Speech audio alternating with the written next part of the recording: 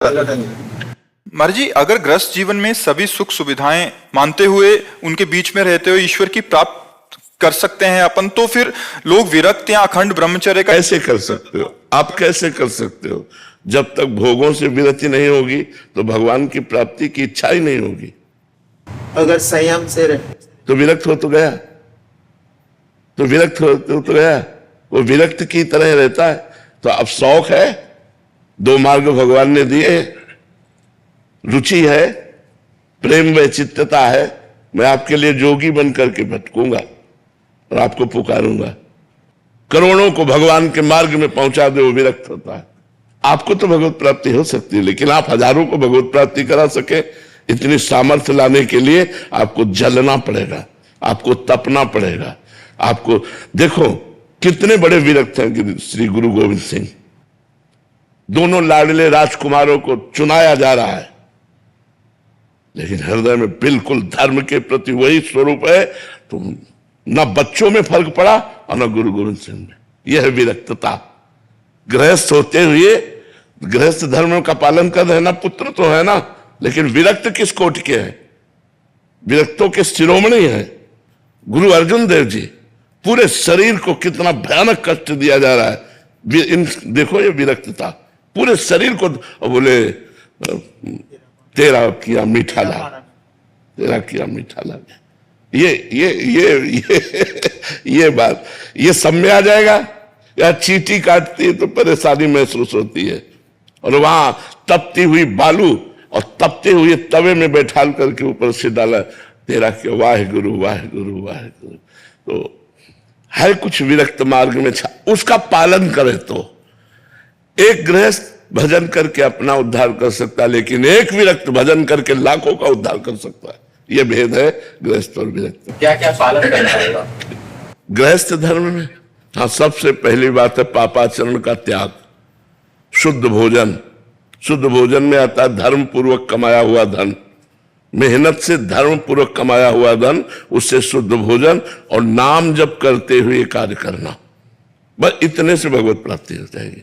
नाम जप कर रहे हो और मेहनत करके धन कमा रहे हो, अपने परिवार का पोषण कर रहे हो, पवित्र भोजन पा रहे हो, कोई पाप नहीं कर रहे, आपका कल्याण हो जाएगा। लेकिन आप औरों का कल्याण कर दे, इसके लिए जलना पड़ेगा और तपना पड़ेगा।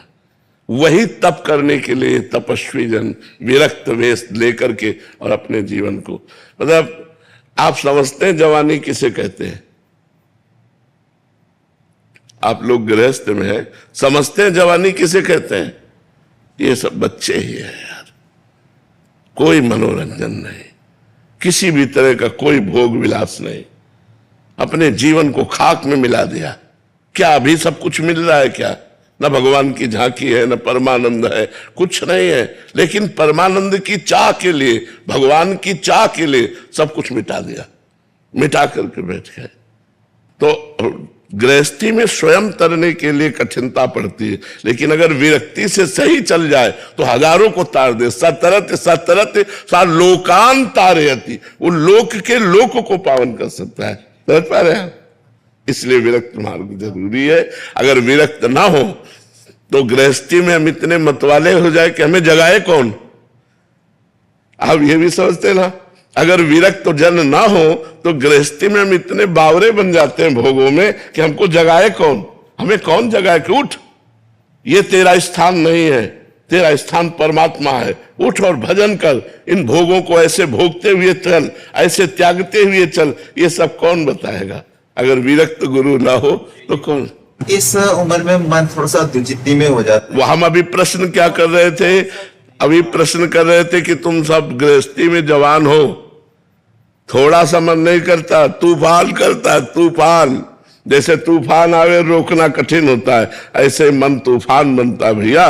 उस तूफान को ये सब जवान बच्चे सह रहे हैं, ये कोई साधारण खेल नहीं है।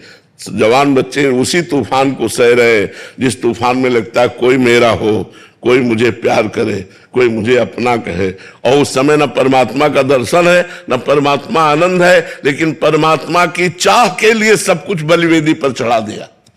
परमात्मा की चाह रूपी बलिवेदी पर अपने आप को मिटा दिया। मिटा दे अपनी हस्ती को मुर्तबा चाहे, दाना खाक में मिलकर गुले गुलजार होता है। ये जो भगवत मार्ग है, इसमें जो अपने को मिटा दिया जाता है तो वो चमकने लगता है और विश्व को प्रकाशित कर देता है, विश्व को प्रकाशित कर देता है। तो जी पता कैसे चले हमारे लिए कौन सा मार्ग है? नहीं, अपनी स्थिति होती है ना, उसमें तो पता की बात थोड़ी है। अपनी स्थिति होती है, अपनी मांग होती है, अपनी भूख होती है और भाग पड़ते हैं हम। उसमें कोई समझाना थोड़ी, इनको हम समझाया थोड़ी है। और एक संख्या में थोड़ी सैकड़ों है और सब जवान है सब। तो इसी स्थिति में मन को संभालना बड़ा कठिन होता है।